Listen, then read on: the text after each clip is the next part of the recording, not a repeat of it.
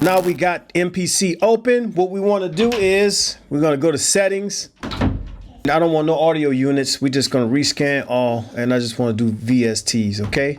We are not in Rosetta mode right now. See a whole lot of failing going on, see? Bye-bye. Bye-bye. There's a lot of fails happening here. 16 new, 24 failed, right? Hit OK, and then we're gonna close MPC out.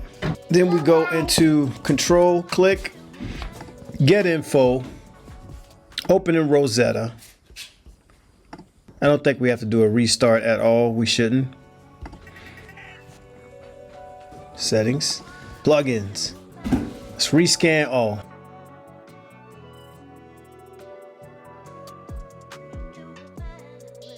Now, as you can see already, we got a bunch of OKs coming through here.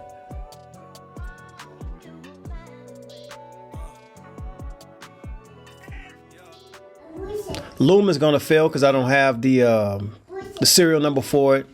I don't care to use that. Homicide, I haven't seen that in years. I don't even know what's up with that. But the riser, I don't use that. But as you can see, there is a whole lot more OKs showing up than it did before. You can see there's 37 new, only 3 failed this time, opening in Rosetta mode. So, all right, I'm in controller mode, right? Okay, let's just say that I wanted to put an EQ on that drum. I'm in the sampler area, effects. Boom, double tap. Now you can see the VST here. Boom, into that.